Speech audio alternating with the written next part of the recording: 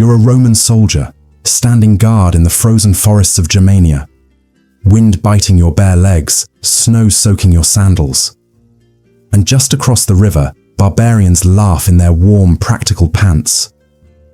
Why? Why would an empire so advanced reject such a simple invention? The mighty Romans, those legendary empire builders who paved roads across continents and ruled with unmatched precision, flat out refused to wear pants. Even while marching into snow-covered mountains, even while battling in the icy north. And the craziest part, it wasn't because they didn't know pants existed. They saw them, hated them, and banned them. But why? Because the real reason the Romans rejected pants for over 1,000 years isn't just weird. It's a window into how power, pride, and cultural arrogance can shape the rise and fall of entire civilizations. And by the end of this story, you'll see how a single piece of clothing predicted the very downfall of an empire that thought it would last forever. To the Romans, pants were more than just unfashionable, they were offensive. Roman citizens, especially the elite, believed their flowing tunics and togas symbolized control, refinement, and moral superiority. Pants, they were for uncivilized tribes, brutal, unwashed warriors from the cold forests of Germania and the misty hills of Britannia. The tighter and warmer the trousers, the more barbaric you looked, at least from a Roman's point of view. And so Roman law, fashion, and even military protocol banned them for centuries. But here's where it gets wild. Roman soldiers were sent to fight in frozen wastelands, places where winter could kill faster than a sword, and they did it bare-legged. Imagine trudging through knee-deep snow with only a tunic brushing your thighs. Why? Because wearing pants, even to survive, was seen as weakness, as surrender to barbarian ways. But here's the twist. Some soldiers broke that rule. Quietly, without permission, they started adopting trousers from the locals just to stay alive.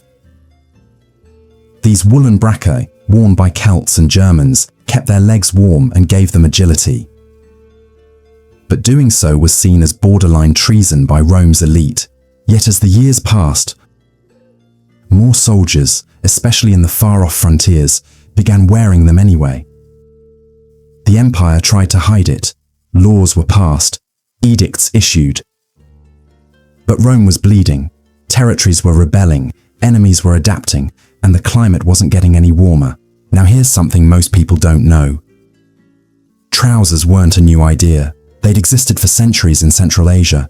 Scythians, Sarmatians, and Persians had all worn them. Why? Because if you ride horses, fight in harsh terrain, or battle in the cold, pants just make sense. The Romans knew this. They saw these cultures. They borrowed other things, gods, architecture, weapon styles, but drew the line at pants. Because admitting that barbarians had a better design meant admitting that Rome wasn't perfect. This wasn't about fashion, it was about identity. Now hold on, because it gets darker. Rome didn't just hate pants, they turned them into a symbol of moral corruption. Emperors like Augustus and Hadrian enforced dress codes. Trousers were associated with Eastern decadence and Northern savagery.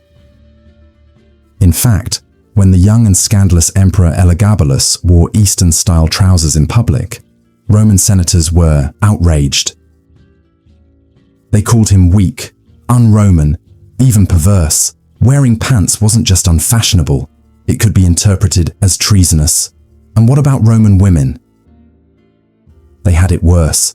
Pants were strictly masculine and militaristic. Any woman seen in them was instantly labeled rebellious or even dangerous. The only exception?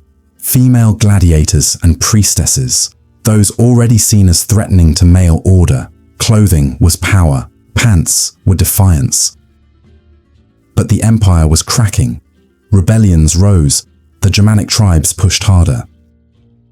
And in a stunning twist of history, the very people the Romans mocked, the ones in trousers, eventually stormed the empire. When Rome fell in the 5th century, it wasn't just a political collapse, it was a cultural one. The new rulers, Goths and Franks, didn't just take the throne. They took the wardrobe. Overnight, tunics and togas vanished. Europe, now under barbarian rule, embraced pants as the new normal. And here's the ironic punchline.